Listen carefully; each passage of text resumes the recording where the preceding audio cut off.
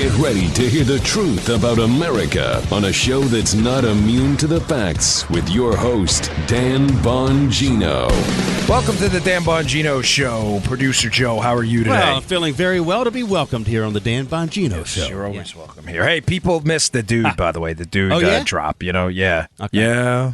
Well, that's just like your opinion, man. Yeah, Cool. cool. Couple people email me back. We got to roll him back in. Couple updates here. Hey, I know a couple of weeks ago I said I was going to do a contest.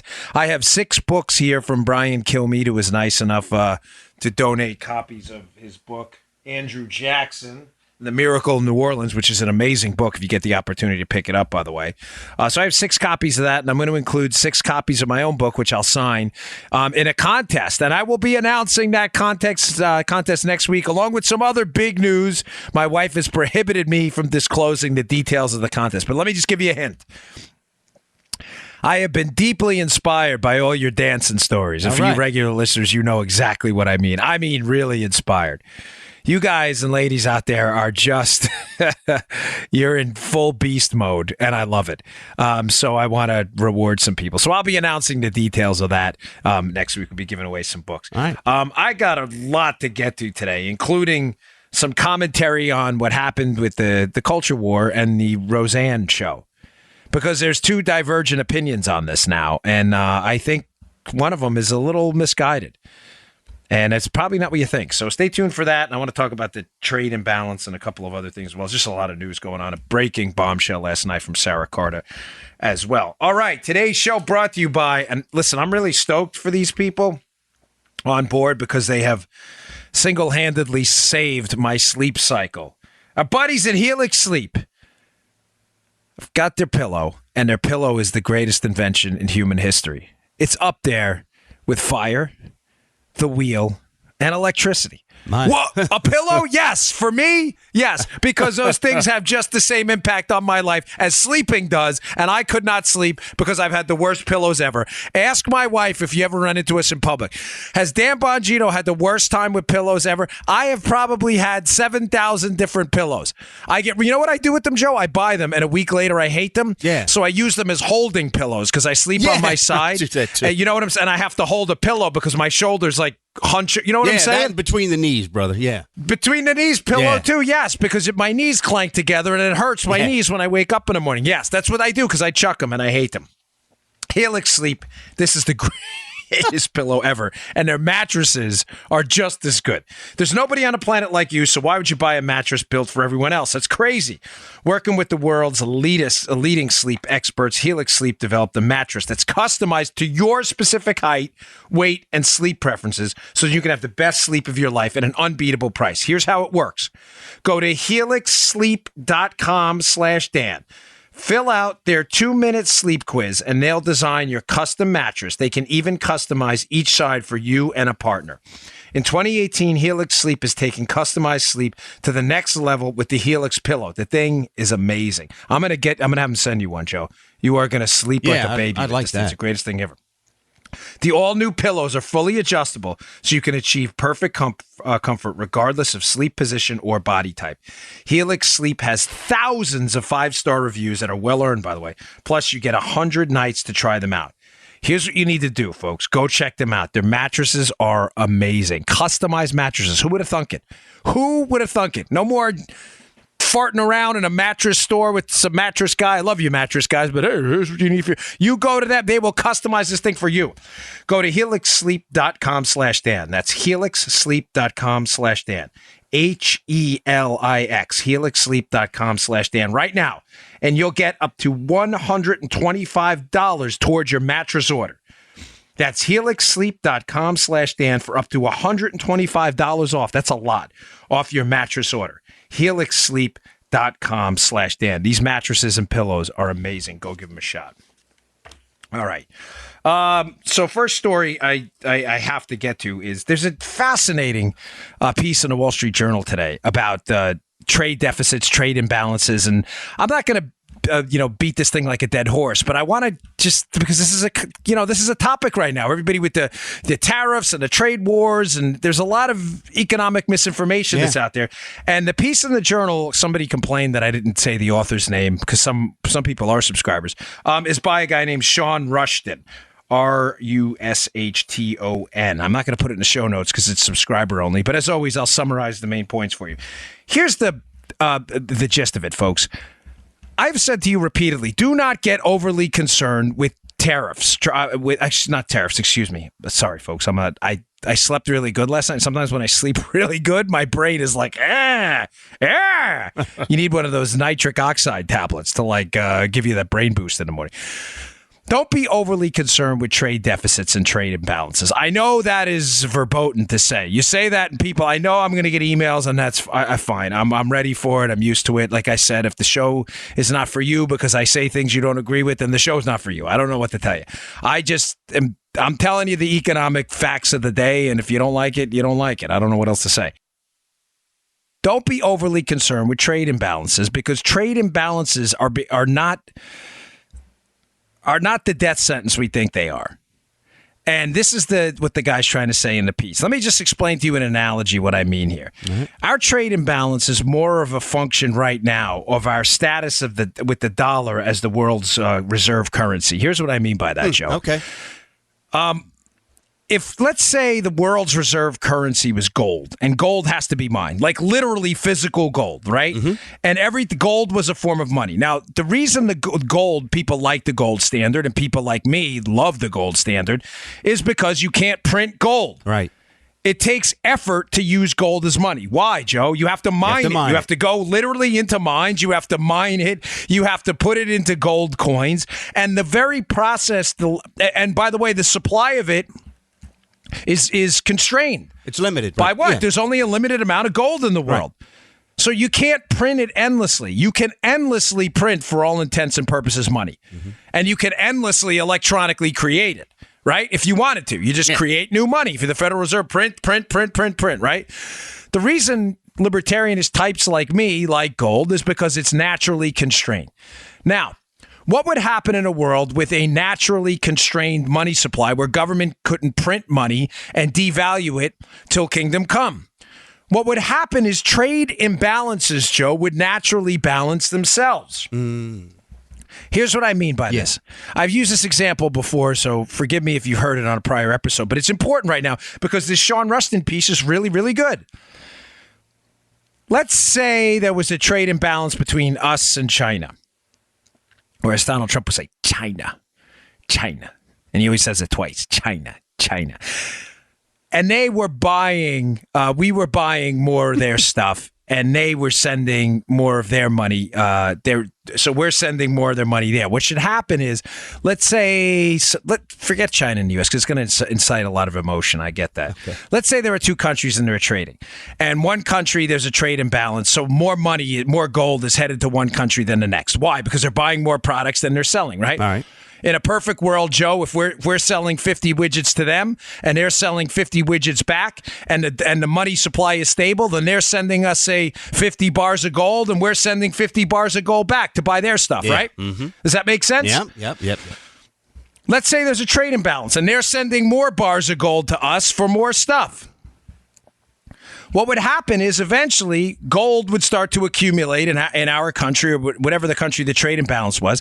And as the gold starts to accumulate, prices would go up as more gold would be chasing the same amount of product. So you'd have, say, 100 bars of gold now instead of 50, chasing the same 50 computers or the same 50 chairs. Mm-hmm.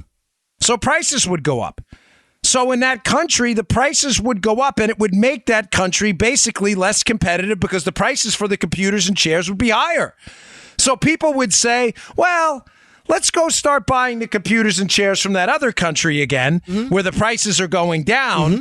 And the trade would naturally imbalance as the gold and the money started to leave the country where it accumulated and started to chase the same amount of products. And it would head on back. Now, this is a very simplistic example. It doesn't take into the ebb and flow of commerce. Excuse me. Right, Yes. Exactly. But we're not taking into account productivity because I'm trying to keep this example simple because Rushton's piece is very good. Okay. Now, the prices would go down relative to the prices in the other country where the gold was accumulating. And then the gold would say, oh, okay, well, these computers and these chairs are getting expensive here because all the money's accumulating here and it's chasing these computers and chairs. Let's just go back and buy them from the other country. And gold would start to leave and trade would naturally. What I'm trying to tell you, folks, and I'm sorry if I'm being disjointed here. Is this making sense, Joe? Yeah, I think maybe to me because I've heard it before, and I still need to hear it again, by the way. Yeah. This is an important conversation here. Yeah. If we had this is what I'm trying to tell you, if we had a stable money supply, not based on the printing press and government whims, and it was based on something like gold, which had to be mined and is naturally constrained by its supply and the fact that you have to mine it, trade imbalances would not be as profound as they are today. Okay. What's happening in the United States is the prices don't go down like they would in the other country that was buying a boatload of stuff. Prices don't go down. And the reason they don't go down is the U.S. dollar is the de facto gold of the world. We are the world's reserve currency, meaning that a lot of international pricing and benchmarking is done in U.S. dollars, meaning countries need U.S. dollars. Countries need them to stabilize their own currency. You may say, well, why is that bad? Well, it's not necessarily for us because we get low interest rates because the cost of money for us stays relatively low because we're getting a free loan every time they do this. But ordinarily, if there was a stable money and not a printed money, the prices of the products in the United States would go down and trade would naturally rebalance itself. Now, in the Rushton piece, let me just read to you a quote from the piece because I'm sorry if but this is so important, this stuff. And I really wish more people would understand why I'm so, against using exclusively trade imbalances to dictate economic, fiscal, and monetary policy. I like this stuff, by the way. I think the listeners do too. Yeah. I hope so. Yeah. He says in the piece, to defend against crises, especially at times of major U.S. monetary easing or depreciation, foreign governments stockpile dollars. In other words, what he's saying is the fact that we don't use gold as money internationally or we don't have a real standard, gold being a constrained standard. You can't print it, okay? A lot of countries are forced to benchmark the value of their money, not to gold, but to U.S. dollars. So in order to prevent the collapse of their own currency, like I said before, by money leaving their country to go to other countries and prices go up, prices go down, they've had to stockpile not gold, but U.S. dollars, which allows us to do what? To print the snot out of U.S. dollars because people vacuum them up because they're using it in lieu of gold. He goes on. This is a crazy number, by the way. He says in 1973, the world held $500 billion in foreign exchange reserves, in today's dollars, by the way. That was in 1973, the year before I was born. The world held $500 billion in foreign exchange reserves. You may say, wow, that sounds like a lot. Last year, it was $11 trillion, a 22-fold increase. About 2/3 of total reserves are now denominated in dollars, our dollars. Because of high global demand, the dollar's international position is always stronger. You get what I'm saying now? Prices can't go down. Yeah. You see what I was talking about, that gold analogy before? Yeah. How gold would leave the country if we were using gold instead of printed money. It can't because people keep vacuuming up our dollars. Is always stronger, and U.S. interest rates are lower than they would otherwise be. This, in turn, means that America's budget and trade deficits swell in tandem, while U.S. exports are costlier and imports are cheaper regardless of trade practices. Folks, again, I'm not trying to incite a riot here. I know every time I mention this, I get really nasty feedback. But what the author is simply saying is the fact that the U.S. dollar is not benchmarked to some standard. It's not. We just print money, folks. Right. It's not bedrock to gold. It's not linked to gold. It's not handcuffed to gold. It enables us to basically print the hell out of it because foreign governments just vacuum it up because there's no gold standards, there's a dollar standard. And the prices then don't adjust. So the cost of our labor, the cost of our product stays super high. And what do people do? They move their manufacturing overseas. I agree with every one of you that has sent me an email. Every single one of you. I love you to death. And I understand our manufacturing base has been entirely hollowed out by China's entry into the WTO and a billion people coming onto the market at the same time. It was a peerless moment in human history, and not for the betterment of the United States in many respects. I get that part of it, but I am a free trader. And I want you to understand that the trade imbalances and the trade deficits are not simply a function of just what happened with China. If we had a benchmark United States currency benchmarked to gold instead of the ability to print it, prices would go down. The cost of labor would stay competitive. And we would have a better manufacturing base in the country. But that's not what's happening. Because our government can basically print the living snot out of things because foreign governments scoop it up because it's the world standard. Now, again, there are benefits to this too. I don't want to, we can't talk about this in a vacuum. The benefits are interest rates stay very low. In other words, the cost for, the United States can basically sell loans anywhere because people need their money. Put a bond out there. Oh, we'll buy it. We need the dough. We need we need something denominated in U.S. dollars. We get free loans all the time because the dollar is the world's reserve currency. It was an interesting piece, and I just want you to understand that a natural rebalancing would have occurred if we would have had some kind of a gold standard internationally, but it collapsed. And since we don't have that gold, air quotes, can't leave the country and go back where it's cheaper for a little while and rebalance over here the prices for labor and everything else. So we stay really high because we don't have to rebalance because we can just print the hell out of money. All right. I'm sorry if I got confusing. I just love economics. It's my pastime here. I read about it all the time. And let me just give you two quick solutions to this too. Obviously, number one, we already addressed. Solution number one would be a sounder monetary policy. A sound monetary policy would have short-term and potentially a little bit longer-term consequences. So solution number one would be to go back to some form of a gold standard.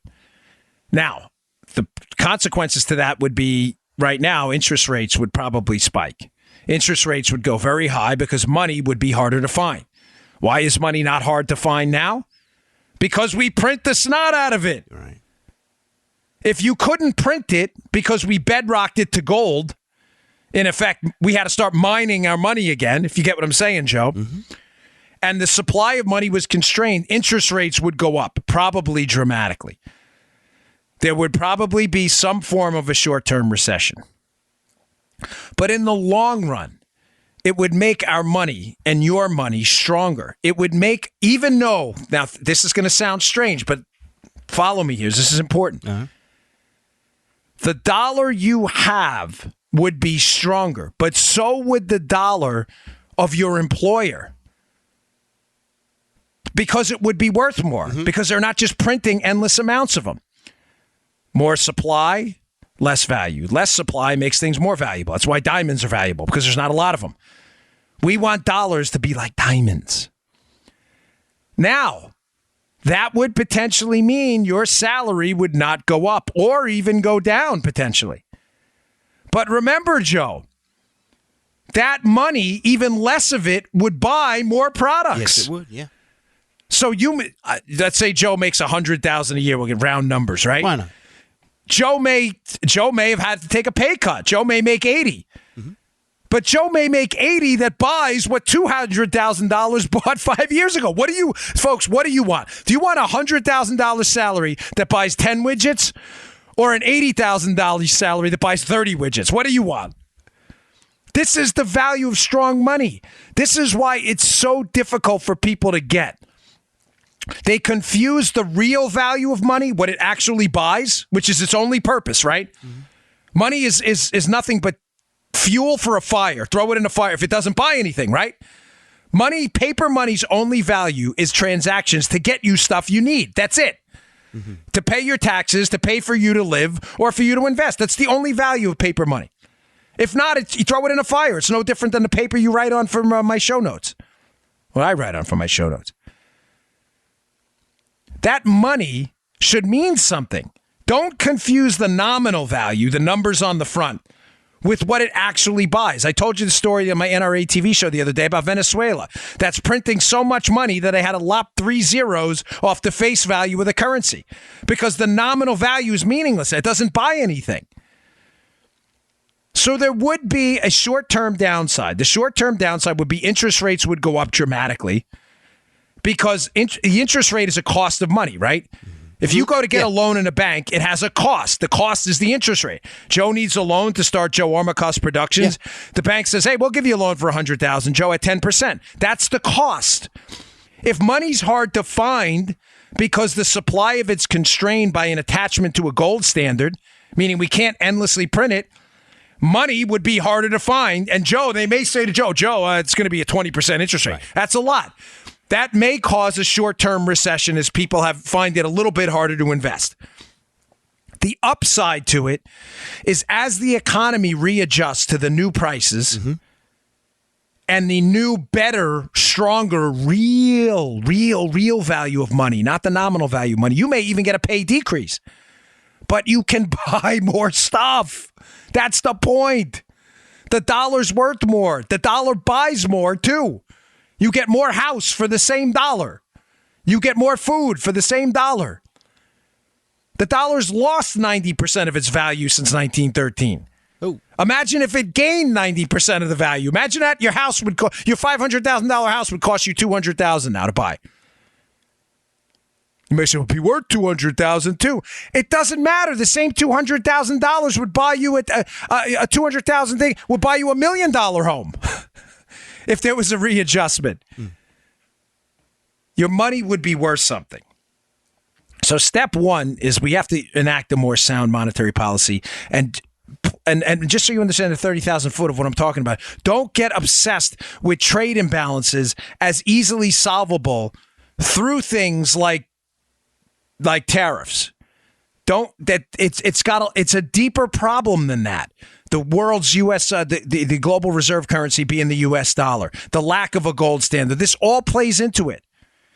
But secondly, there's another way to fix this. The Chinese are not our friends in the economic market. This is clear as day.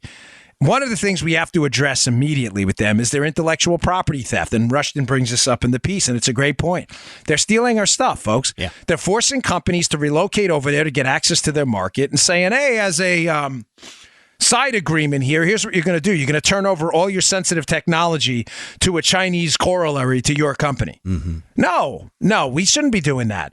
We're turning over all our intellectual power, all our intellectual capital to a country that is not our friend. And I'm clear on that.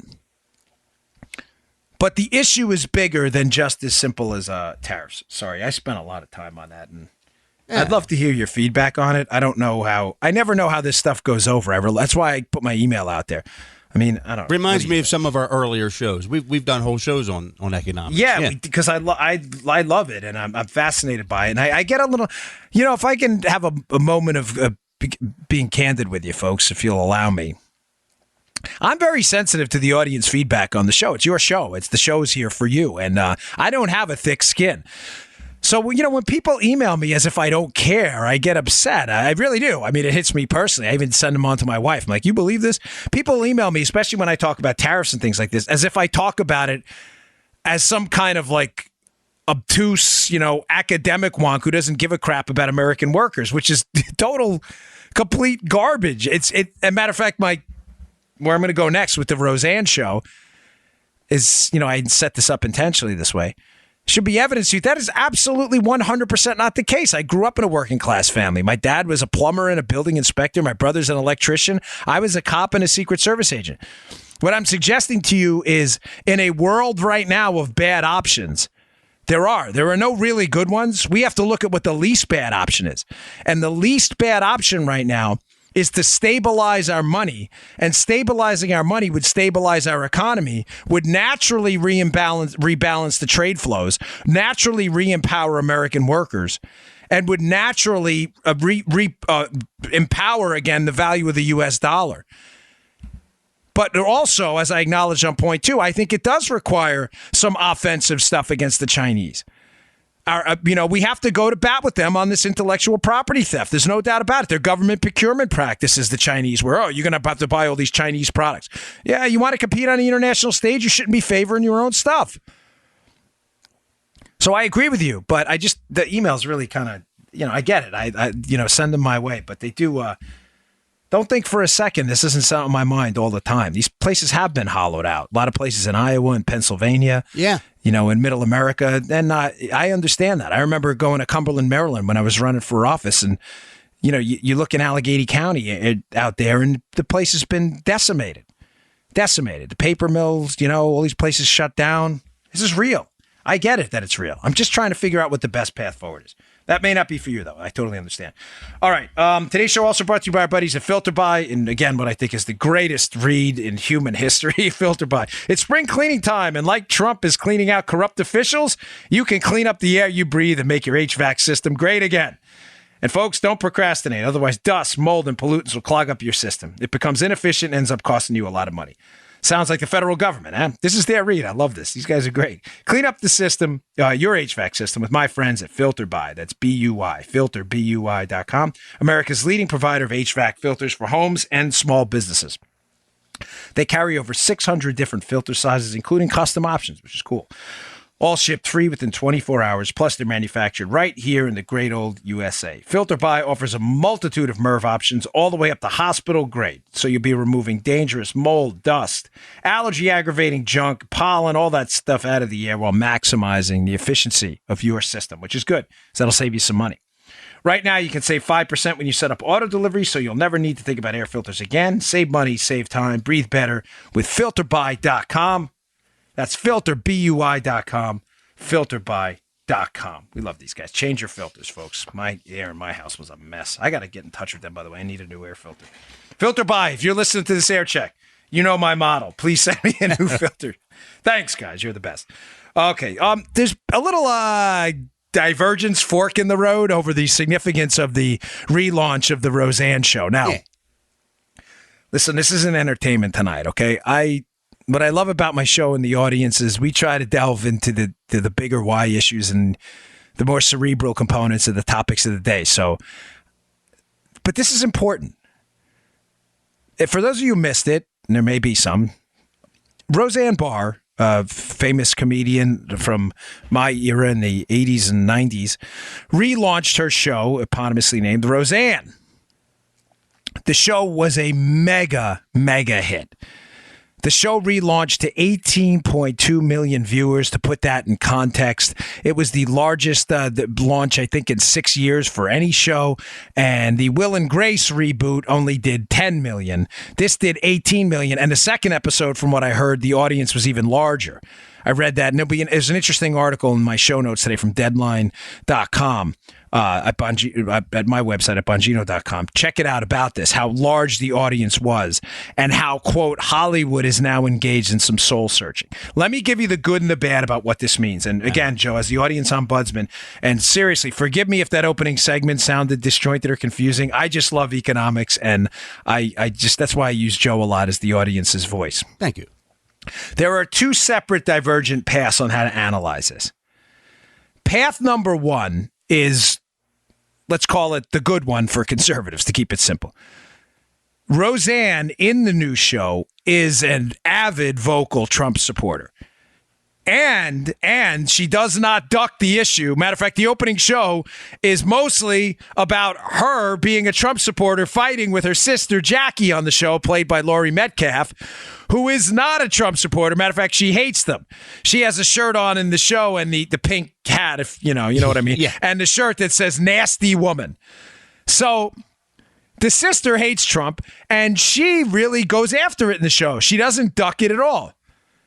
So the good conservative breakdown analysis of this launch and the fact that the audience was overwhelmingly large is that Hollywood is now going to get a big wake-up call that, hey, listen, Trump supporters are a political force, and you better damn well pay attention to them in the economic model of Hollywood, or you guys are going to continue to get smoked. Because remember what ABC, that relaunched the show, Roseanne. Mm-hmm.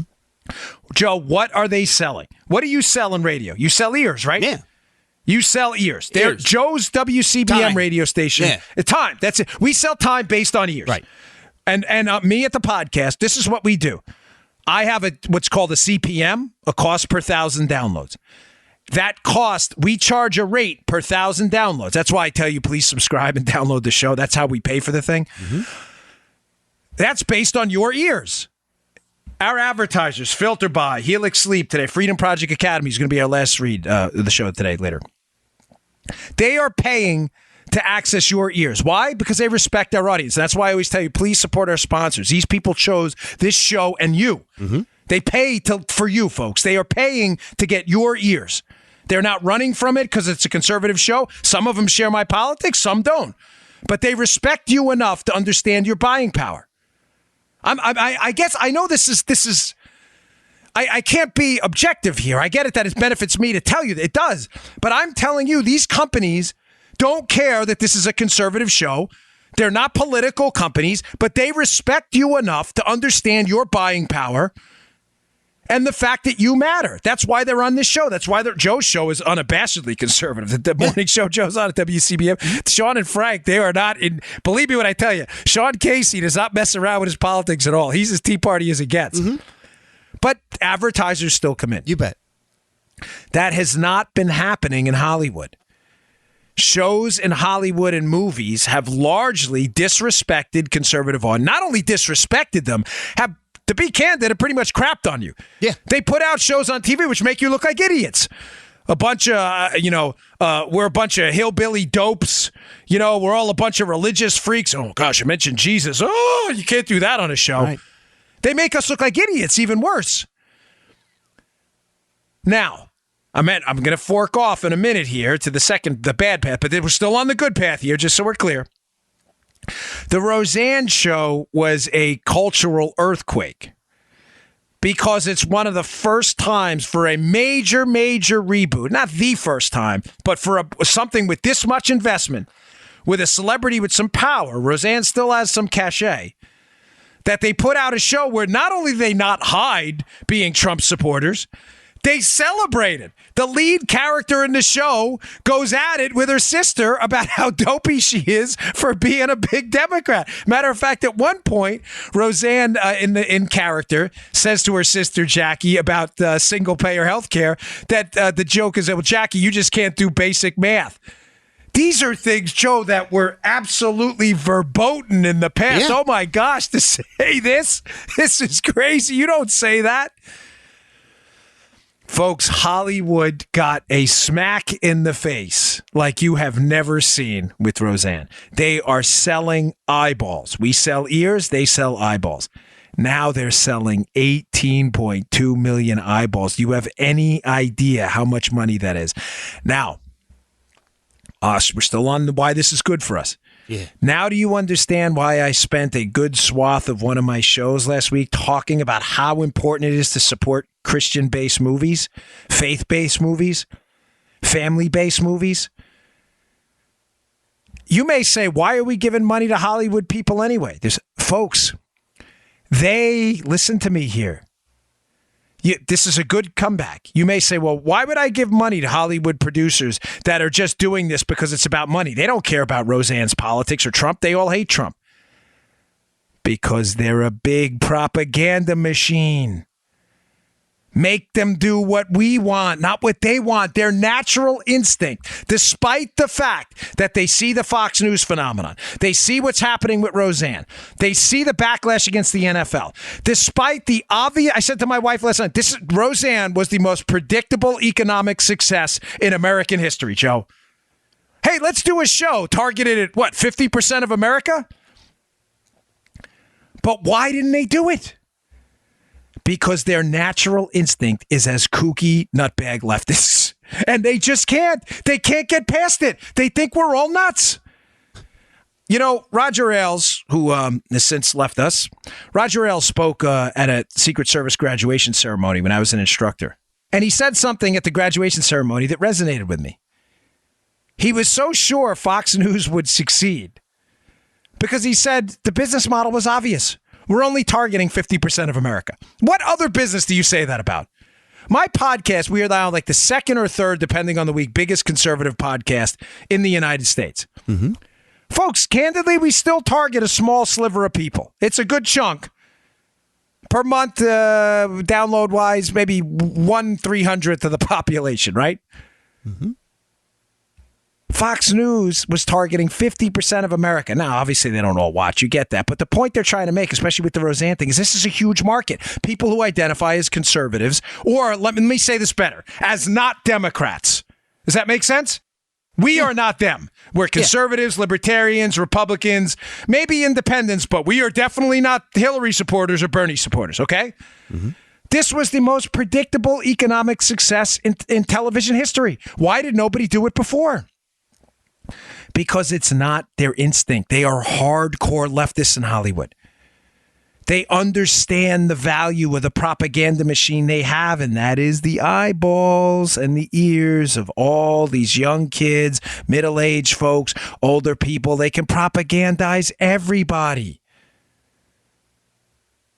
Make them do what we want. The machine, the propaganda. Let me be absolutely crystal clear with you.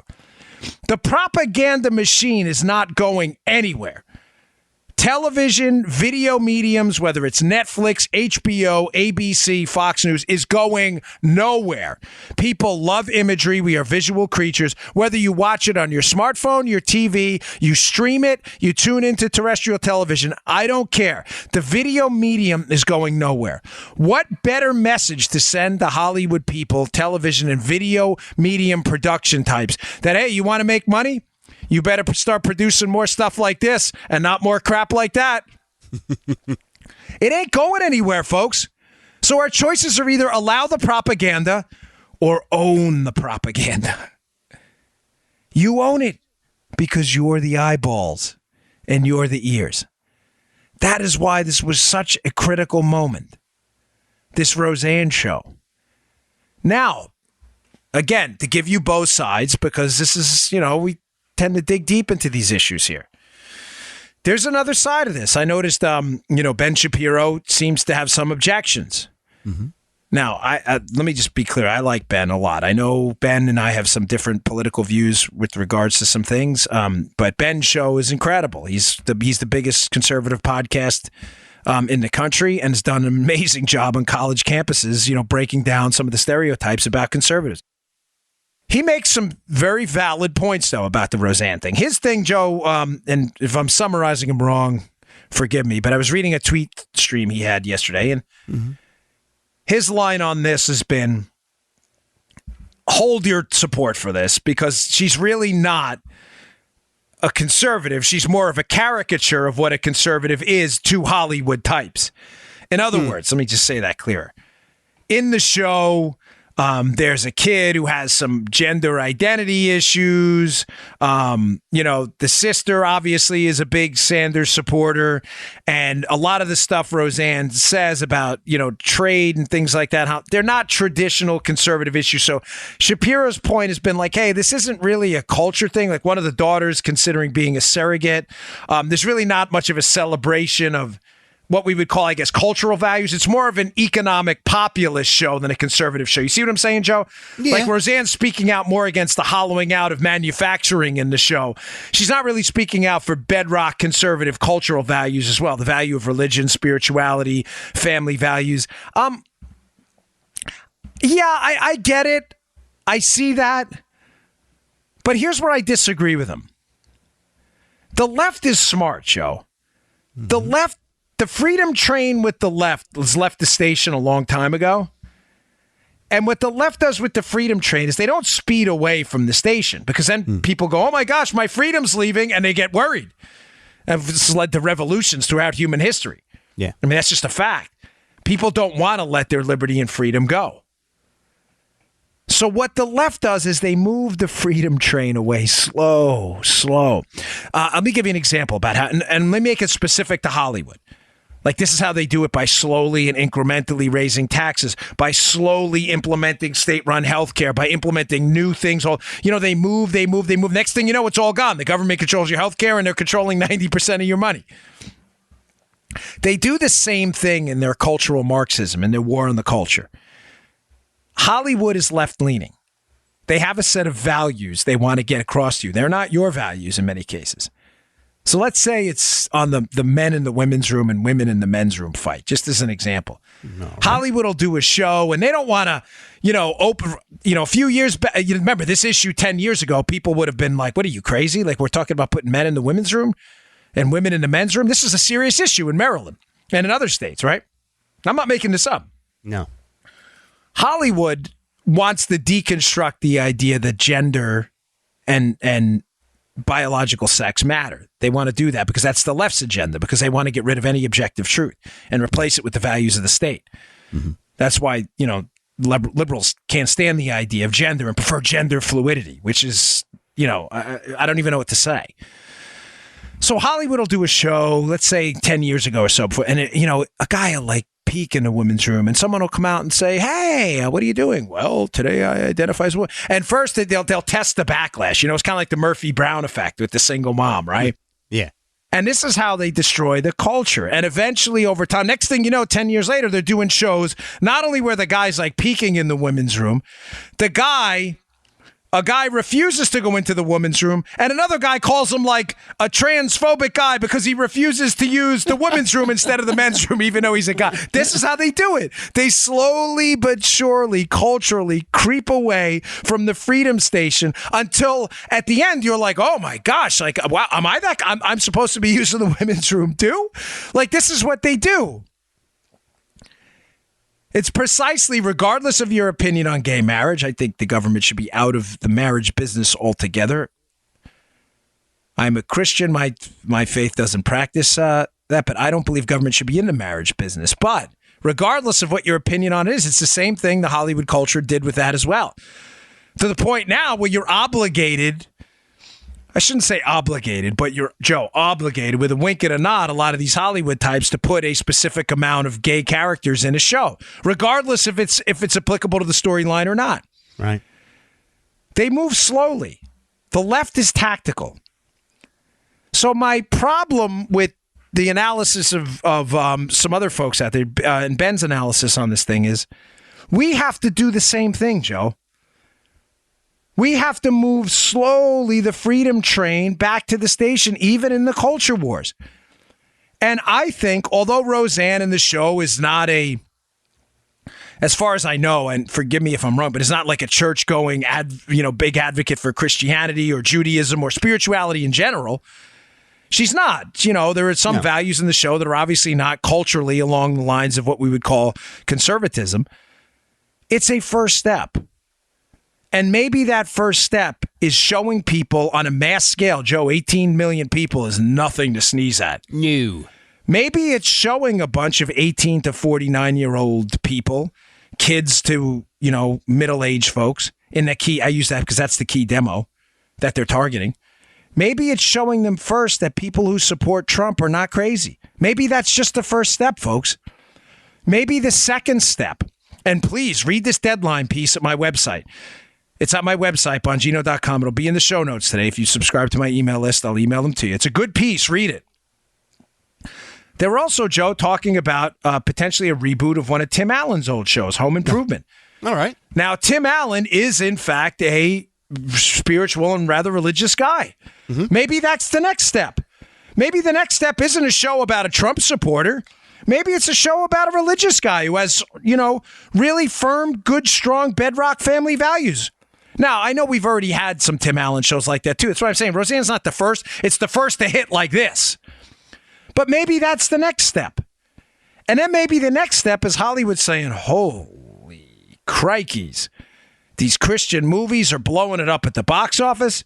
Roseanne's doing 15 to 18 million a show. This Tim Allen reboot's doing 12 to 15 million. Hey, guys, we got to start putting more spiritual, Christian-based, conservative-based, liberty-based programming on TV. Yep. That's how we win. That's how the left won. And that's why I dispute this second pathway, that this was not necessarily such a good thing. I think it was. If getting the left to see Trump voters and the concerns of middle America involves us in the show, putting in some left issues too, a couple here or there, some left-leaning issues, I'm okay with that. I know you may disagree, but I think if the Roseanne show would have come out of the box with Roseanne all of a sudden is a Reagan tax cutter, and it wouldn't have been real. I mean, think about it, Joe. Let me give you an example from your era and a little bit of mine. Norman Lear's, All in the Family. Yep. All in the Family had Meathead.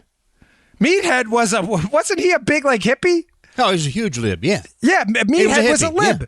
And I think that's one of the reasons the Archie Bunker show, and listen, Bunker obviously said a lot of provocative in character in the show. Yeah.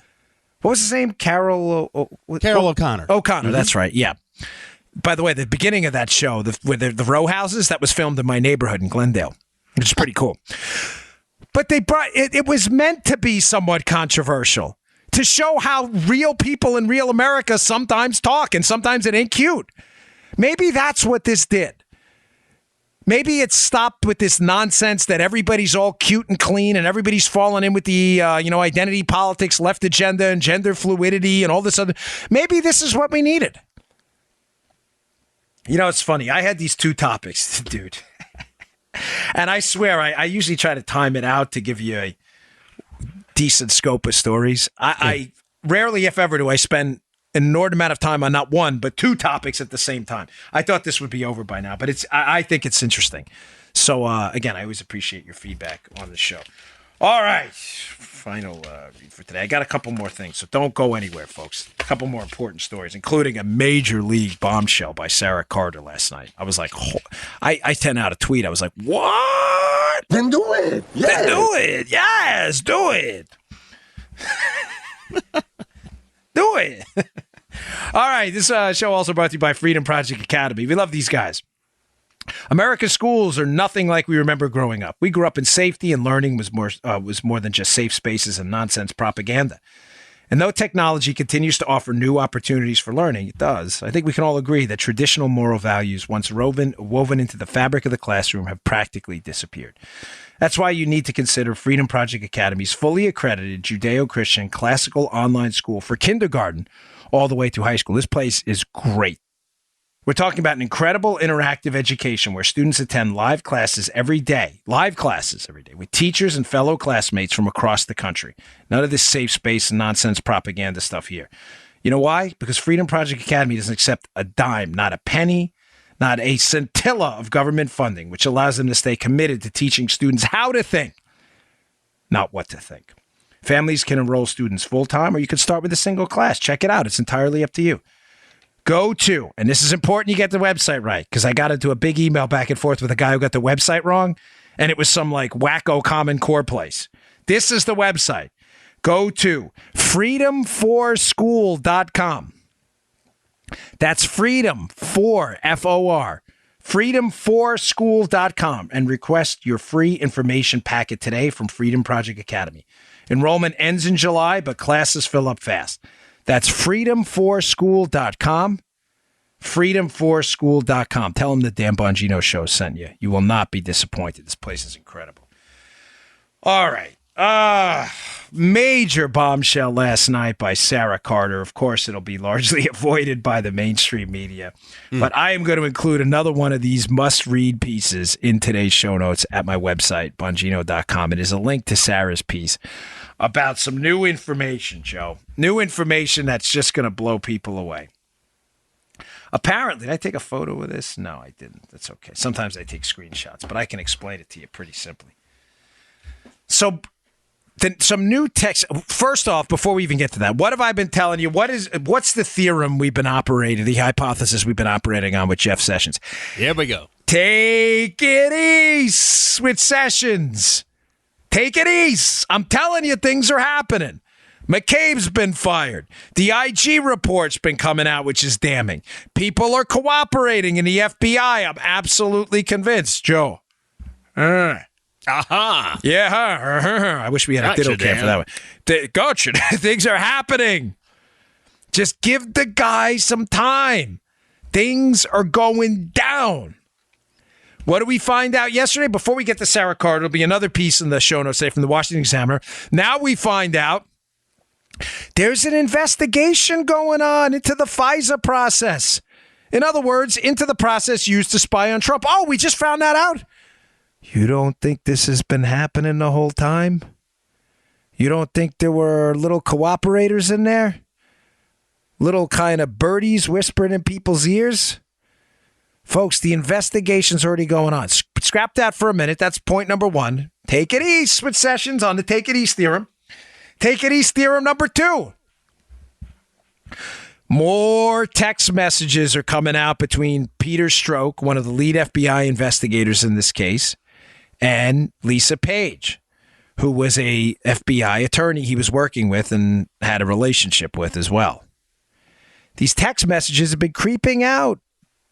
They're slowly coming out as the OIG report's coming out. We find out yesterday that the White House itself, was likely involved in the coordination of this attack on Donald Trump. Now, folks, where have I heard that before? I don't know. On the Dan Bongino show, maybe? When I was talking to you? That's right. Yeah, it's right here.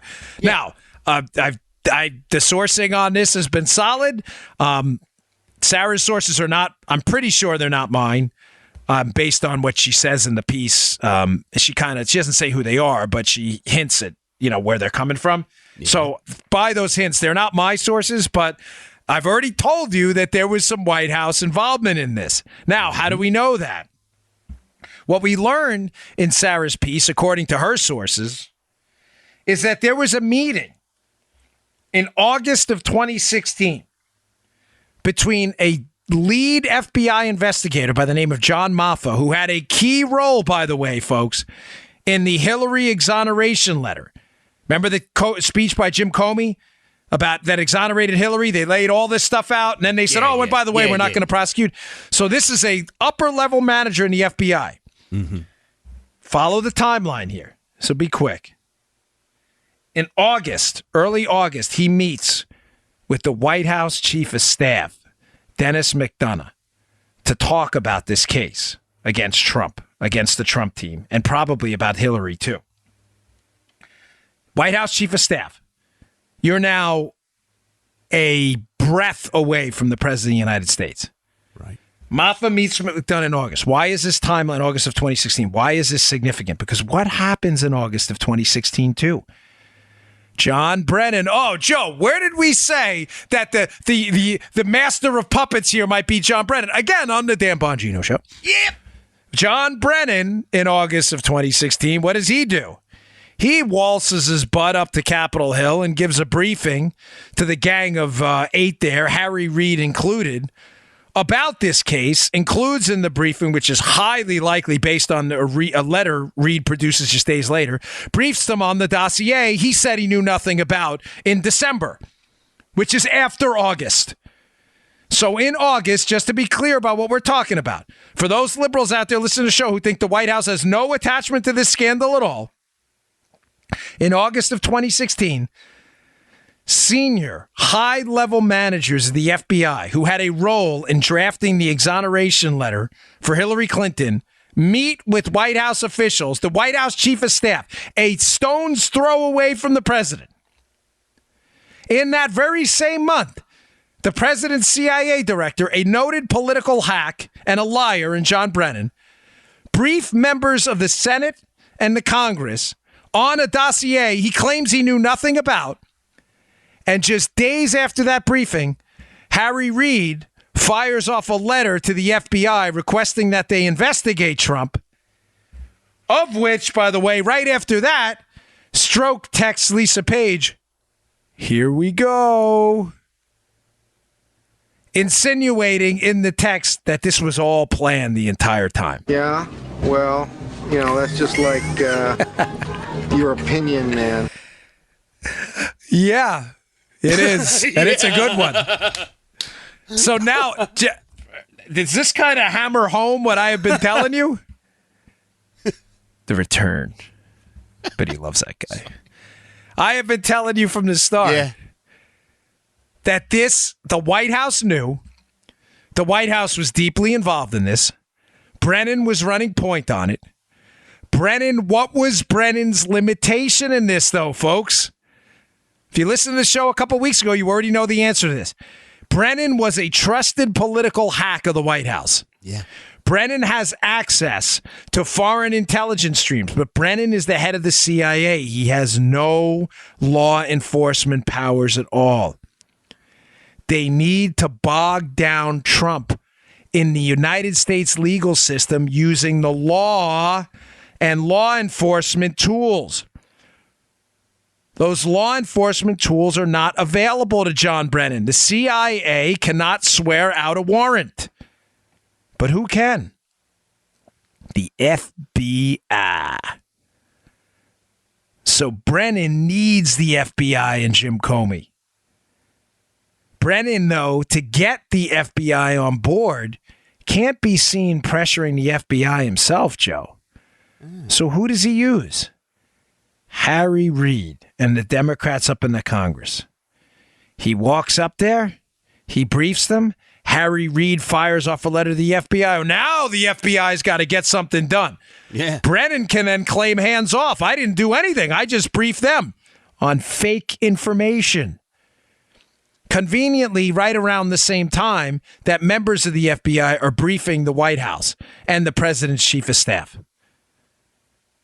The FBI, who is already, by the way, I believe involved in this, but needs a push, gets it from Harry Reid.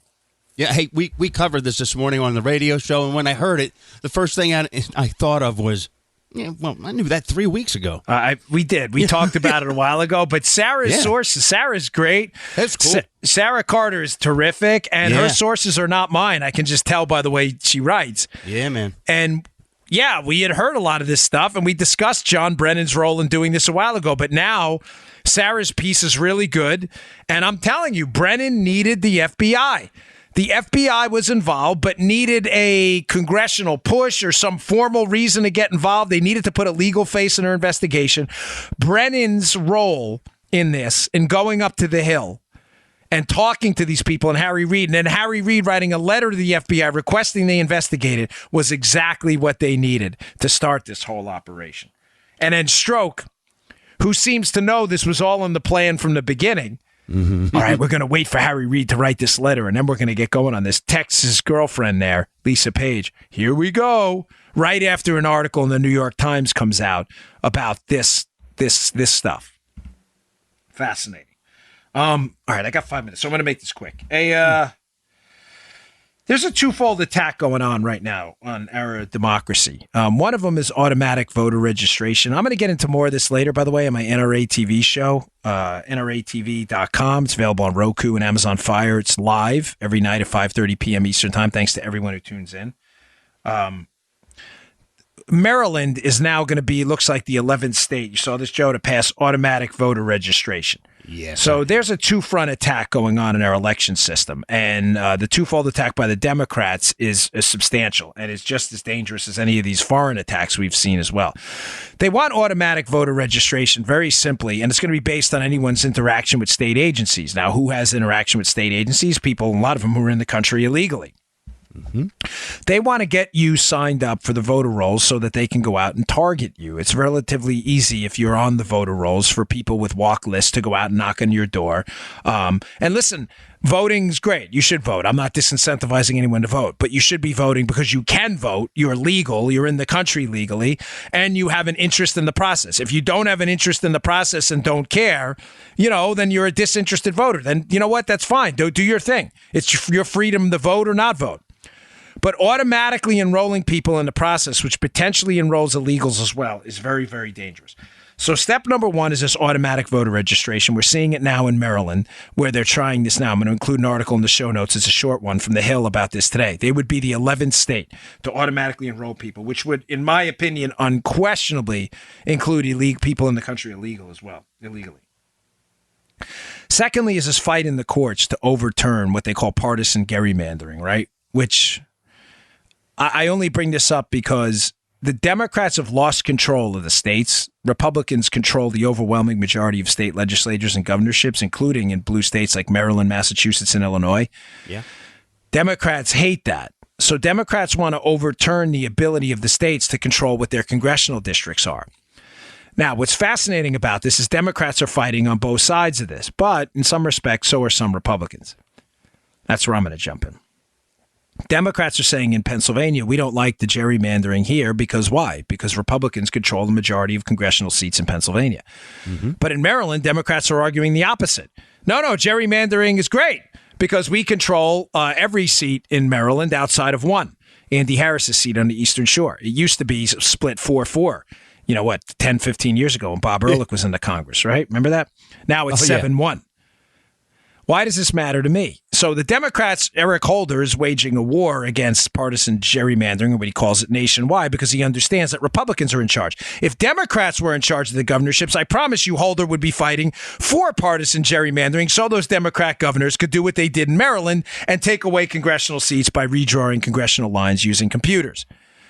So it's fascinating hypocrisy. The problem I have with this is some Republicans are fighting this as well. And in Maryland, it involves me because a Supreme Court case being heard this week, the Benyashek versus Lamone, involves the 6th congressional district of Maryland where I ran, which was unquestionably gerrymandered badly. And that's why, we lost by a point. But folks, what I'm trying to tell you is be careful with this. Be very careful in introducing a judicial component to the drawing of congressional lines, because what's going to happen is it's going to happen in Pennsylvania, where you're going to see state courts drawing up districts that, depending on the partisan breakdown of the state court, is going to result in Democrat districts, not Republican ones. Don't introduce the courts. If you allow the politicians to control it, at least the politicians are somewhat accountable. You know what? You don't like the partisan lines in Maryland? Great. Vote for Larry Hogan for governor for re-election. He gets to redraw them when it comes up in 2020. You don't like the Democrat lines? Vote out the Democrats.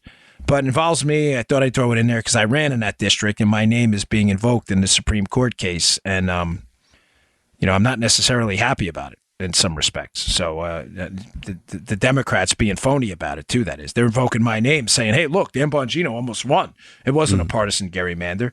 So, all right, this is interesting stuff. All right, folks, please go to Bongino.com, sign up for my email list there, and I will see you all tomorrow. You just heard The Dan Bongino Show. Get more of Dan online anytime at conservativereview.com. You can also get Dan's podcasts on iTunes or SoundCloud. And follow Dan on Twitter 24/7 at DBongino.